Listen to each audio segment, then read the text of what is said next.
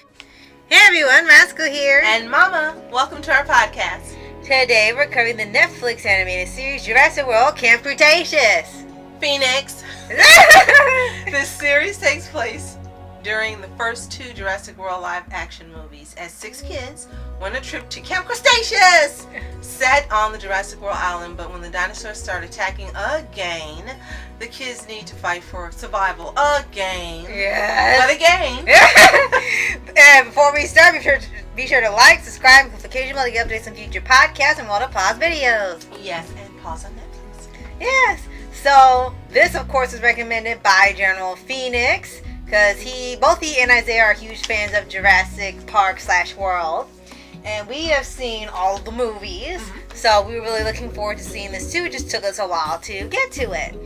And we will say it's a little different from what we expected seeing the other Jurassic World or Park movies, but they found a way to still make it interesting, especially since the protagonists are not adults. Usually it's always adults and they get eaten. Well, now it's kids, and then the adults still get eaten. And so far, the kids have not gotten eaten. Yeah, so far. And it looks like this is going to be sort of a short-run series. As of recording this, we have seen and viewed parts 1 and 2. So it looks like from how part 2 ends, there's going to be one more part left for them to finally come to a conclusion of this story. Because since it takes place in the Jurassic World universe with the movies, they are trying to line up to what happened when Jurassic World got abandoned. So I guess they're showing, what happened during that time, and then how do they leave before it gets destroyed, like in Fallen Kingdom.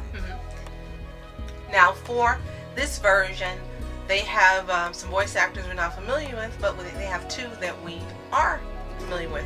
One is Ryan Potter from Big Hero 6. Right, playing Hero. And the second is Sean Gambroni? Yeah, Gambrino. Gabrion, I think.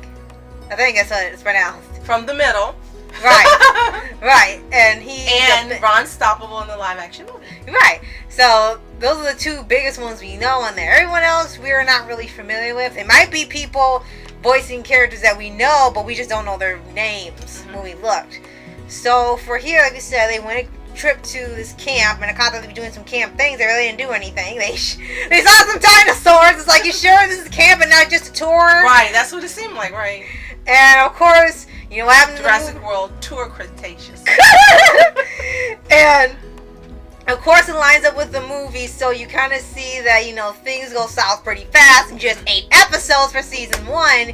And what happens is that the kids are left on the island. They never knew that the kids were there, or so you think, until we see, how it ends. You kind of wonder, did they not know, or did they know and just didn't want to go back for them because of the dinosaurs? We won't know until the story. Or are they deliberately leaving them to see how they fare, and maybe they'll make this an attraction. Right? It's like, Jurassic Park survival. Don't you want to do that now? And all you keep asking is like, why aren't you shut down yet? I think one thing that stands out about this particular series is there's a lot of bad adults in here. Yes! 90% of them are bad. And the ones that are good get taken out just as easily as the bad guys, because the bad guys either screwed them over or they got sacrificed to help the kids and make sure they got out. It's like, oh man, they really are on their own, aren't they? It's the Lord of the Flies, Jurassic World style.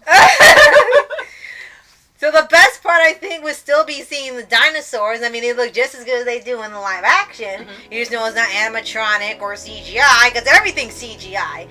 And they try their best to make all the characters, stand out and have different personalities and traits, and not try to make a copy-paste. And some of them follow a trope, but they are doing their best to make them not just seem like they're one-dimensional and have them do more than just the one thing you see them do in the first season. Actually have them develop some skills and build some friendships and learn new things. So they try to have them build character before this is over. Definitely, and I agree with you. Each one is different. And you can tell that they've got all these different personalities going on. And yes, there are a couple tropes, as usual, but there's still 6 different personalities that are working together as a team to survive Camp Cretaceous. Right. Not enjoy, but survive. Yeah, it's like, we came here to enjoy it, and you do this. And what happens is that you kind of learn, how they got there. Like, one kid, the main kid, wins a video game, and by beating it, he won a free trip there. Like, which is why no one does it for the games, because then look how many trips they have to pay for people who play the game. Right. And some were sent there because their parents work there. They thought they want them to do something productive. Some went there for the YouTube channel. Others went there for suspicious reasons. You won't find out till later. Right. So it's all different reasons, not just they all want a game, because then they'll be like, yeah, don't sell this game because we can't pay for all this. Or let me play a game where I can win a trip. So it's, as you mentioned, the first season just kind of set up the series. Right. The second season, when they left, of course, on a cliffhanger. And when the second season returned, the cliffhanger wasn't resolved to the end of the second season, like the second to last episode. Right. And you saw them, as you said, develop skills, learn how to build things and hunt things and capture things and use the skills that each of them have together as a team. And somehow a trio of bad guys, or a trio of two bad guys, one actual good guy who you thought was a bad guy, show up on the island. You're like, how the heck did these people get here? If they can get here this easily, how come everyone else can't? Right. They never explained how they got onto the island without being eaten, without having any trouble finding or it. tracking. Exactly. Yeah. It's like, how did they get on the island? Yes, because when it gets to part 2, it's been about a month since the fallout, and they sent the signal so somebody can come get them. And 28 days passed and no one's shown up, but somehow they did. And like we said, you don't know if they got the signal and just didn't want to go get them, or did they just ignore it, or did they just really not see it at all, because they keep showing that, okay, they got it, but where are they? So they get to a point like, you know what? Forget this. We keep waiting, and look, they almost got killed. We're gonna get off the island ourselves. We're tired of waiting. And like, you should have tried doing that first, because it seems to me like some of these people got different priorities. Yeah. And I know they're trying to set the gap up between both movies, but you would think someone, at least one, even if you get like Chris Pratt's character or somebody to go there and look. No one went back this whole time until Fallen Kingdom, which is pretty bad. Right.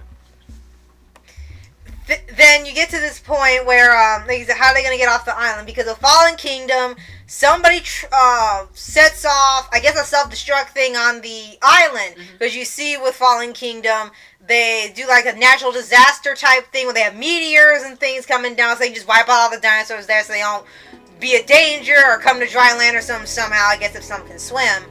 And for here, I guess you're going to find out how they get off the island before that happens. Because it seems like, you can tell a lot of this stuff is mechanical, of course.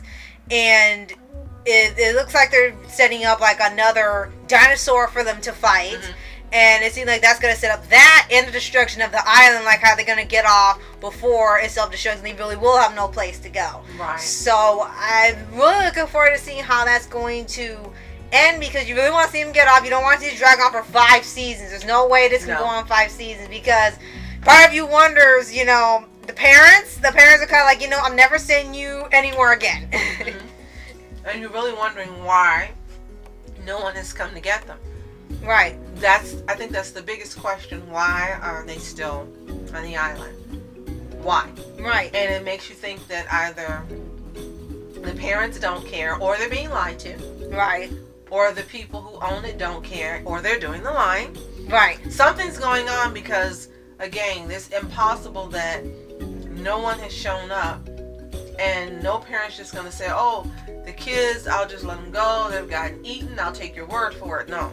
Right. We do know in season 1 that there is someone who, there are 2 actually adults who want to save the kids, and then there's the first bad guy who tells them, no, either you get on this boat, or you die, or you stay here to go find the kids, and I kill you, and you don't find them. It's like, dang. What kind of place is this? Again, you kind of wonder, how does this place keep getting funded? Every time the same thing happens. You make dinosaurs come to life, they break out, they want to eat all the people because you've given them a full meal. And these people do not learn. Like I said, it'll be different this time. It'll be different this time. It'll be different this time. It'll be different this time. It'll be different this time. It'll be different this time. Hey, you know how you can make it different this time if they're not real? If you just make them like virtual dinosaurs, or they have like holograms, and they look and feel real and they're not there. That's the only way you're gonna get away with this. You go to this. museums and see that, so no one's gonna do that. They want the real thing. Yeah, but they really want to be eaten too. Now the thing that differs in this version versus the movies is like in the first movie we saw the guy who was responsible for creating this environment. He was actually there on the island and in the movie. Right. But here, none of the people that are involved in this thing, creating it or bringing the dinosaurs back to life or anything, none of them are on the island this time. Right. Isn't that convenient? It's only the kids. It's like, let other people take the chance and risk their lives. We're not getting involved this time. You dummies go. Right.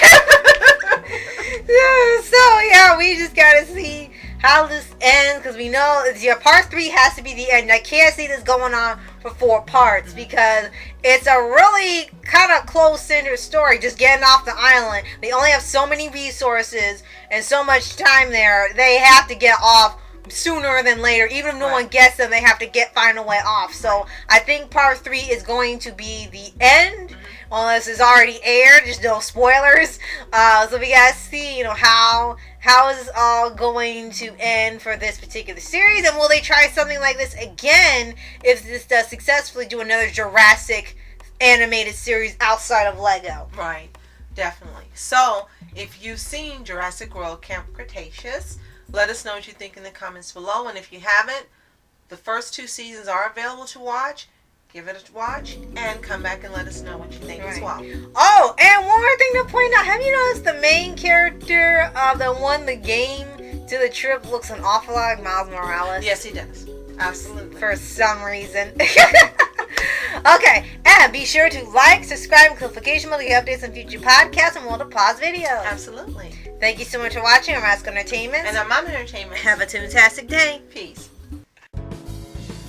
And reporters sitting flashing lights, trying to walk around, man, who the hell are you?